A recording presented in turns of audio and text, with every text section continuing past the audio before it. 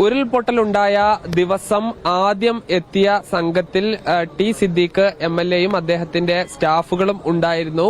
T Siddique എംഎൽഎയുടെ ഡ്രൈവറായ അലി എന്നോടൊപ്പമുണ്ട്. അദ്ദേഹം ഈ ജീവനോടെ ഒരു കുഞ്ഞിനെ രക്ഷിക്കുകയും രക്ഷാപ്രവർത്തനം നടത്തുകയും ചെയ്തിരുന്നു. ഇപ്പോ നിങ്ങൾ അന്ന് എത്ര മണിക്കാണ് വന്നത്? ഞങ്ങൾ കറക്റ്റ് 3:30 ഇവിടെ എത്തി. 1:45 കോള് വരുന്നത്.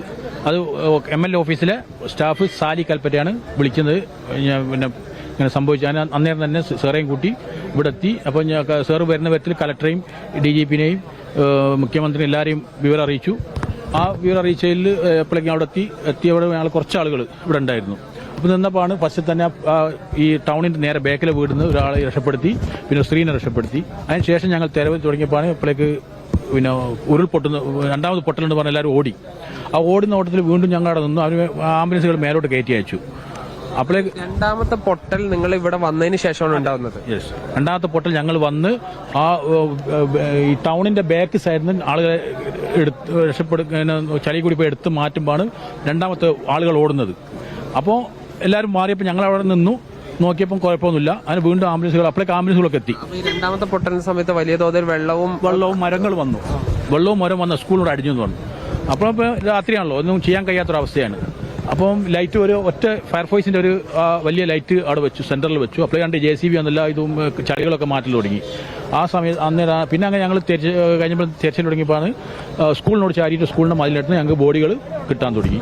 പിന്നെ അങ്ങനെ നോക്കി ഞങ്ങൾ അത് തുടർന്ന് പോയി. അപ്പോൾ നേരം വെളുത്തു. അപ്പൊ ഈ ആളുകളുടെ ഈ ഒറ്റപ്പെട്ടു പോയ ആളുകളുടെയൊക്കെ വലിയ സങ്കടങ്ങൾ, കരച്ചിലുകളൊക്കെ ഉണ്ടായിരുന്നുണ്ട്. വിളികൾ സാർ ഫോണിലേക്ക് എന്റെ ഫോൺ വണ്ടിയിൽ വെച്ച് ഞാൻ ഈ രക്ഷാപ്രവർത്തനത്തിന് വേണ്ടി ഇറങ്ങി അങ്ങനെ ഞങ്ങൾ ഓരോ തെരഞ്ഞപ്പോൾ കുറെ ബോഡികൾ അങ്ങനെ കിട്ടി. ഞങ്ങളങ്ങനെ കൊണ്ടുവന്നു, ആംബുലൻസുകളെ കയറ്റിക്കൊണ്ടുവന്നു. പക്ഷെ കിട്ടിയ ബോഡികളൊക്കെ ഞങ്ങൾ കിട്ടി. ഞാൻ പിന്നെ അങ്ങനെ അന്ന് ആ തുരുത്ത് കണ്ടെത്തി. ആ തുരുത്തിൽ സ്ത്രീകൾ കുടുങ്ങിക്കിടക്കുന്നു. സ്ത്രീകളും കുടുംബങ്ങൾ, മൂന്ന് കുടുംബങ്ങൾ. ഈ പുഴ ദശ മാറി വന്നിട്ട് ഒഴുകിയിട്ട് ഒരു ഏതാണ്ട് ഒരു 10-25ഓളം വീടുകൾ പോയിട്ടുണ്ട്.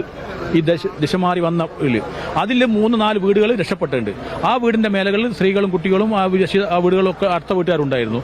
അങ്ങനെ ഞങ്ങൾ അവിടേക്ക് സമാധാനമായിട്ട് നിൽക്കാൻ പറഞ്ഞു. അങ്ങനെ അപ്പോഴേക്കും ഞങ്ങൾ NDF ടീമും എല്ലാം വന്നു, രക്ഷപ്പെടുത്തി. അന്നേരമാണ് പിന്നെ ദീപക് റിപ്പോർട്ടറിൽ എന്നോട് പറഞ്ഞു ഇങ്ങനെ 120 ആളുകളെ ഇവിടെ ക്യാമ്പ് ഒരു റിസോർട്ട് കുടുങ്ങിയിരുന്നു പറഞ്ഞു. അപ്പോൾ ആരും പോകാൻ മടിച്ചപ്പോൾ ഞങ്ങളത് മൂവ് ചെയ്ത് റിപ്പോർട്ടർ ഓനെയും കൂട്ടി ഞങ്ങൾ വന്ന് വരാൻ പറ്റിയില്ല. ഞങ്ങളത് വെള്ളത്തിൽ കൂടി കട്ട് ചെയ്ത് അവിടെ എത്തി. അന്നേരമാണ് ഒരാൾ കൈകൊണ്ട് ഇങ്ങനെ ചളിയിൽ മുങ്ങിയിട്ട് ഇങ്ങനെ ആക്കുന്നത്. അപ്പോൾ അവിടെ എത്തിപ്പെടാൻ ഭയങ്കര കഷ്ടപ്പാടായി. അപ്പോൾ അവിടെ നമ്മൾ ഒന്നാട് സാർമാരൊക്കെ ഉണ്ടായിരുന്നു. അവരെയും കൂട്ടി ഞങ്ങൾ കഴുങ്ങ് മുറിച്ചിട്ട് അപ്പുറം കടന്ന് അദ്ദേഹത്തെ ഞങ്ങൾ രക്ഷപ്പെടുത്തി. അദ്ദേഹത്തിന് കുറച്ച് പരിക്കുകളുണ്ട്. ചളിന്ന് രക്ഷപ്പെടുത്തി കുറച്ച് ഫയർഫോഴ്സ് ഞങ്ങൾ പോയിട്ട് അത് ഫയർഫോഴ്സിന്റെ ഇത് വെച്ചിട്ട് ഞങ്ങൾ ഇപ്പോൾ എത്തിച്ചു.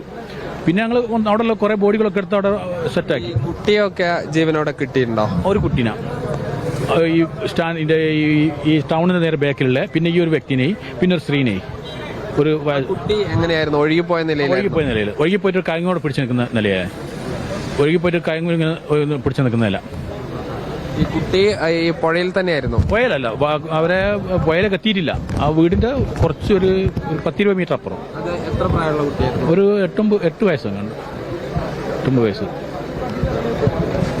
എന്തായാലും ഇതിന്റെ ആദ്യ ഘട്ടത്തിലെ അനുഭവങ്ങളാണ് MLAയുടെ ഡ്രൈവർ പറഞ്ഞത്. ഇതുപോലെ നിരവധി ആളുകളുടെ ഒരു ശ്രമഫലമായാണ് ഈ ദുരന്തത്തിന്റെ ആഘാതത്തിൽ നിന്ന് തുടക്കഘട്ടത്തിലെങ്കിലും ആളുകളെ കുറച്ചെങ്കിലും ആശുപത്രിയിലേക്ക് മാറ്റാൻ കഴിഞ്ഞത്. ജിഷ്ണു മീനങ്ങാടിക്കൊപ്പം സാജിദ് അജ്മൽ, മീഡിയ 1, വയനാട്.